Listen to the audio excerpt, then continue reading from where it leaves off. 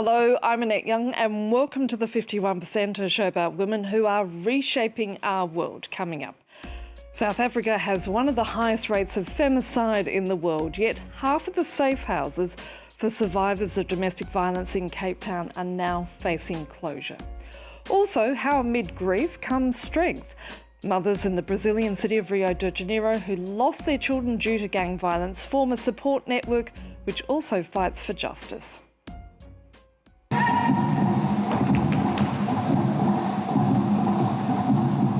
And everybody is kung fu fighting. Well, not quite, but we do meet a group of Nepalese nuns who've taken up the martial art. But first, in South Africa has a domestic violence rate 5 times higher than the average for the rest of the world. Yet despite appeals for help, half the shelters in Cape Town are on the verge of closing because of a lack of funds, as our team on the ground report. Some of the victims living here don't know where they are. The risk that their abusive partner will search for them is too high. So she's baking for tomorrow. The house mother, we have 4 of them and they rotate. Over here we have bedroom number 2. We can fit a lot of people in here. When the clients get here, they've got nothing but the clothes on their back. And when they come in, we give them about 5 or 6 sets of clothes. The government subsidises 40% of the budget. The rest depends on donations, but raising funds is becoming increasingly difficult. There's a few shelters that if they don't get a substantial amount of money in the next 3 months, there is the possibility of closing down. And we're one of them. For the 15 women living in this safe house, the prospect of it closing down is terrifying. Keisha's 21 years old and has been hiding here for 3 months. My mom was raped by our neighbor, and when we decided for the first time to open up and speak about our issue, we appeared in court. We were threatened they will kill us because that is the rule in our area. So I feel safe here, yes, and I feel like I could be here forever. Cape Town is home to around 20 shelters, but half of them are under threat of shutting down. The president of the association organising them says they need to increase capacity rather than close. About assault, there was 14,000 cases reported from July to September, and there was almost 1,000 women murdered in that period. So we're looking at 15,000 beds should be available, and we have 300. Domestic violence is on the rise in South Africa. The rate of femicide is 5 times higher than the average for the rest of the world. To Brazil now, where in Rio de Janeiro hundreds of mothers have lost their children thanks to ongoing violence fuelled by organised crime and deadly police operations. These grieving mothers, however, have formed a network of mutual aid and support, and most importantly, to fight for justice, as our team report. In the heart of this tourist district is a memorial to the victims of stray bullets in Rio. 91 children and teenagers have been shot dead since 2007, like 8-year-old Agatha Felix. On September the 20th, 2019, the little girl was on her way home from school in a minibus when she was shot in the back. 5 years later, we're at court with her mother Vanessa, where the police officer suspected of being the shooter is about to be tried by a jury. I feel like I'm the one being punished because I lost my daughter. The conviction won't bring her back, but I'll be relieved to see that something has been done and that justice has been done. This is an exceptional case, as prosecutions are rare. In Rio de Janeiro, 90% of cases involving homicide by police are thrown out. I was refused a jury, so coming here for Vanessa is a bit like giving justice to all our sons. These bereaved women hope that this trial will pave the way for more. Like Vanessa and Rafaela, hundreds of them are seeking justice for their children. We meet some of these mothers more than 50 kilometers away from the court on the outskirts of Rio.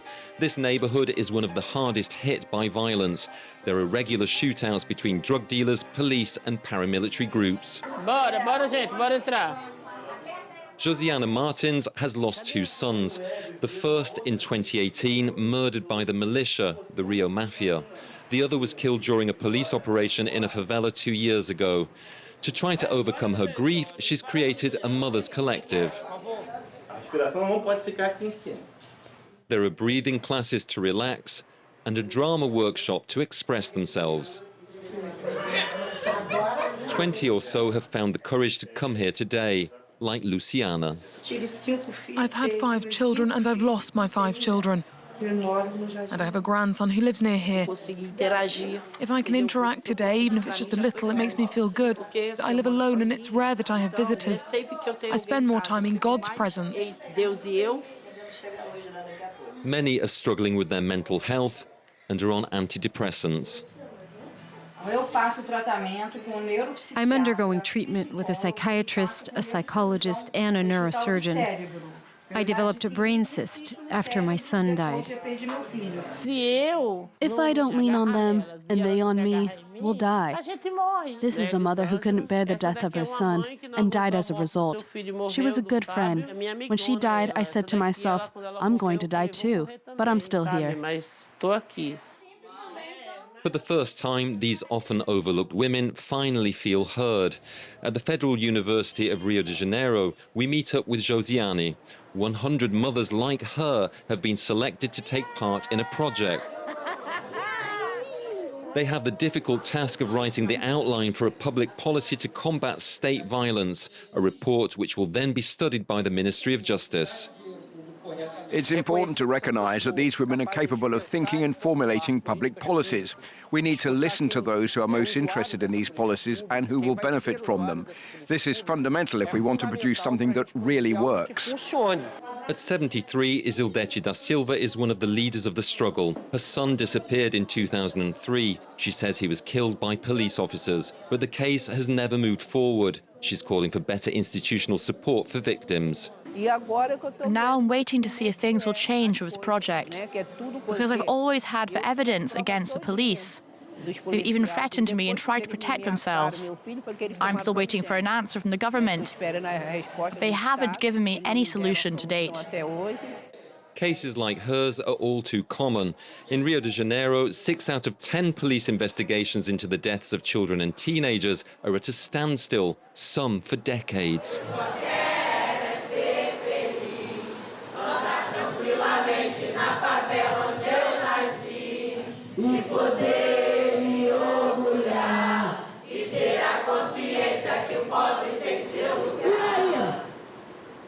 Back at court, Agatha's family remains hopeful during the 12-hour trial. On the stand, the police officer claims to have acted in self-defense and that Agatha died in an exchange of fire. A moto passou, atirou, nós revidamos e corremos para o material de construção. But the witnesses deny there was a confrontation. According to them, the only shots came from the police officers. At 2 in the morning, the judge finally delivers his verdict. Julgo improcedente a pretensão punitiva estatal, de acordo com a decisão soberana dos senhores jurados, para absolver o acusado. The jury agrees Corporal Rodrigo Soares killed Agatha unintentionally and refuses to convict him. Não existe justiça. Não existe. It's a shameful verdict for the family, but predictable. Last year, Brazil was condemned by the Inter-American Court of Human Rights for its lax attitude to police violence.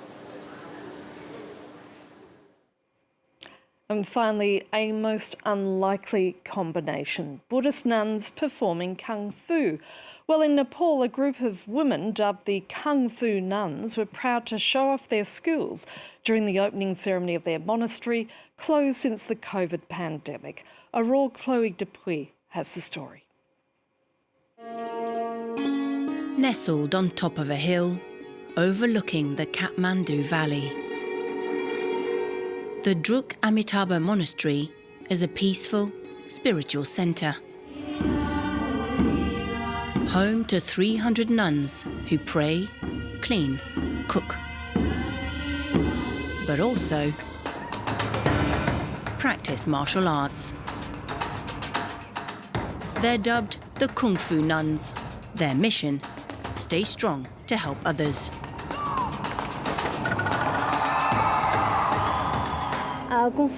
We do Kung Fu to keep ourselves mentally and physically fit. Our aim is to promote women's empowerment and gender equality. This is the only female order in the Buddhist monastic system, largely dominated by men.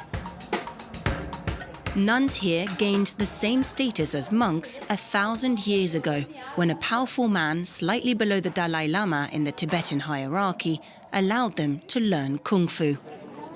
Aged 17 to 30, these nuns come from Bhutan, India, Nepal, and are devoted to serve humanity. Helping others is our religion.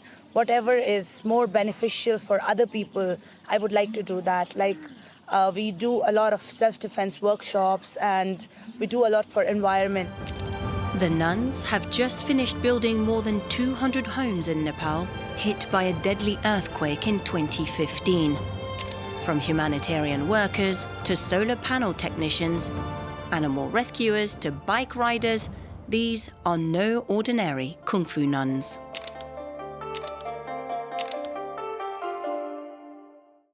And that's it for this edition. So until our next show, bye for now.